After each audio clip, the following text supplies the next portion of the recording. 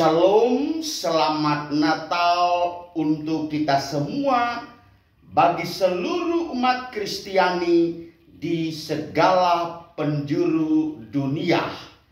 Puji dan syukur kita haturkan kepada Allah, karena Gloria in Excelsis Deo yang hari ini hadir di tengah-tengah dunia et in terra pax hominibus. Dia adalah tokoh yang menjadi panutan, yang menjadi penggerak persaudaraan. Saudari-saudara umat beriman yang terkasih, senang sekali saya boleh menyapa dan bertemu dengan umat beriman di mana saja Anda berada. Dan kita bersyukur sekali lagi karena kita setelah melewati 2 gelombang pandemi yang sungguh sangat dahsyat, akhirnya kita boleh diperkenankan merayakan sukacita Natal kali ini dengan penuh kegembiraan. Saudara-saudari umat beriman yang terberkati, bacaan firman Tuhan yang akan kita dengarkan diambil dari Injil Lukas bab 2 ayat 1 sampai dengan 14. Meski demikian, saya hanya mengutip beberapa ayat yang menjadi sumber inspiratif, menjadi bahan permenungan kita. Sehingga dengan demikian, Natal juga membawa suatu harapan baru, suatu kabar penuh dengan kegembiraan. Pada waktu itu, Kaisar Agustus mengeluarkan suatu perintah, menyuruh mendaftarkan semua orang di seluruh dunia. Inilah pendaftaran yang pertama kali diadakan sewaktu Kireneus menjadi wali negeri di Syria. Ketika Maria bersama Yosef tiba di Bethlehem, tibalah waktunya bagi Maria untuk bersalin, dan ia melahirkan seorang anak laki-laki. Anaknya yang sulung lalu dibungkusnya dengan lampin dan dibaringkannya di dalam palungan, karena tidak ada tempat bagi mereka di rumah penginapan. Di daerah itu ada gembala-gembala yang tinggal di padang gurun, menjaga kawanan ternak mereka pada waktu malam. Tiba-tiba berdirilah seorang malaikat Tuhan di dekat mereka dan mengatakan kepada mereka, sembari kemuliaan Tuhan bersinar meliputi mereka, dan mereka sangat ketakutan. Lalu kata malaikat itu kepada mereka, jangan takut, sebab sesungguhnya aku memberitakan kepadamu kesukaan besar untuk seluruh bangsa. Hari ini telah lahir bagimu juru selamat, yaitu Kristus Tuhan di kota Daud. Dan inilah tandanya bagimu, kamu akan menjumpai seorang bayi dibungkus dengan lampin dan terbaring di dalam palungan. Dan tiba-tiba tampaklah bersama-sama dengan malaikat itu sejumlah besar bala tentara sorga yang memuji Allah, katanya, Gloria in excelsis Deo et in terra pax hominibus. Demikianlah sabda Tuhan. Terpujilah Kristus. Anakku, engkau adalah mahkota terindah di dalam keluarga.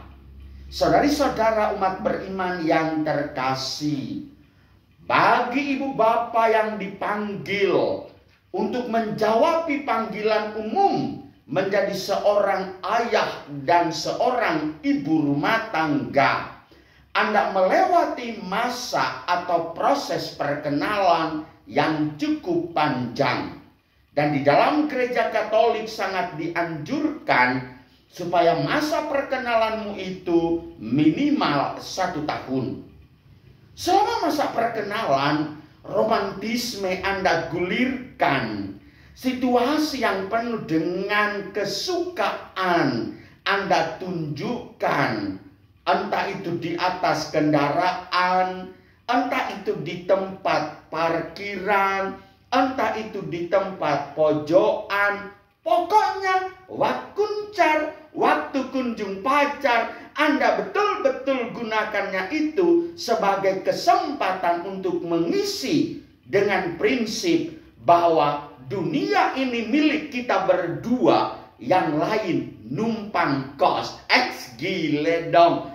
Kalau betul dunia ini milik berdua, maka segala kerendahan hati dengan penuh tanggung jawab Anda tunjukkan cintamu itu yang luar biasa dahsyat. Dan dalam masa pacaran juga, saat-saat sedih, saat-saat menderita, saat-saat Anda jatuh ke dalam suatu pencobaan, Anda bangkit bersama. Dan Anda mau tunjukkan kita dua juga bisa tampil dengan jaya dalam meniti karir kehidupan di dunia ini. Ibu bapakku seluruh dunia, ketika masuk dalam rumah tangga, ketika Anda dikaruniai seorang anak, romantisme ibu dan bapak mulai berkurang. Lalu kemana larinya? Ya ke anak dong. Karena anak adalah mahkota terindah dalam keluarga. Anak itulah yang mempersatukan ketika ibu dan bapak berkelahi. Anak dan bapak itu menghibur ketika ibu dan bapak mengalami duka cita. Anak dan bapak itu membangkitkan ibu dan bapak ketika jatuh ke dalam lumpur dosa. Ada riak-riak kecil, bunyi-bunyi kecil yang bisa mengancam perpisahan sementara.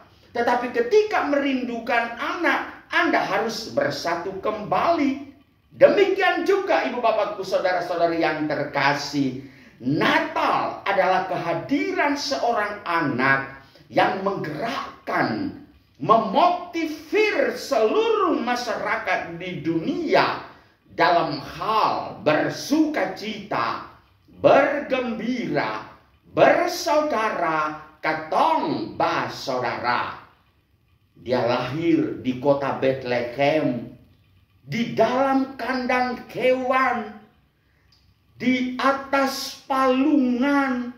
Maria meletakkan bayi Yesus sambil berteriak dan menangis. Tidak ada satu orang pun yang datang berkunjung ke tempat dia.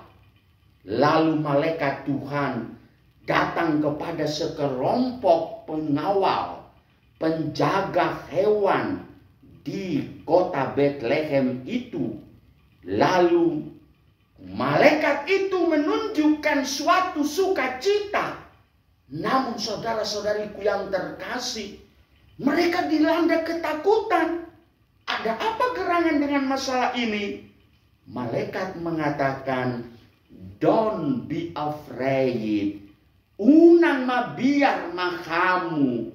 Karena hari ini telah lahir seorang juru selamat.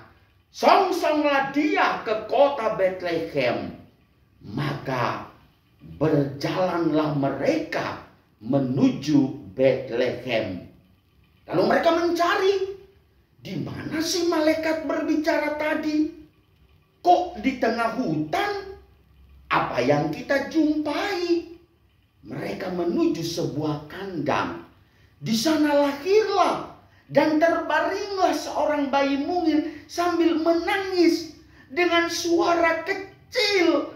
Dia mengeluarkan tangisan dan menyapa kita semua. Salam bagi saudara-saudariku. Mereka berpadu hati, memusatkan pikiran, dan mereka memuji Allah sambil bernyanyi, "Gloria in excelsis Deo et in terra pax hominibus." Kemuliaan bagi Allah di tempat yang maha tinggi, dan damai sejahtera di bumi di di antara manusia yang berkenan kepadanya. Saudara-saudariku yang terkasih, sungguh dahsyat kisah kelahiran Yesus Kristus.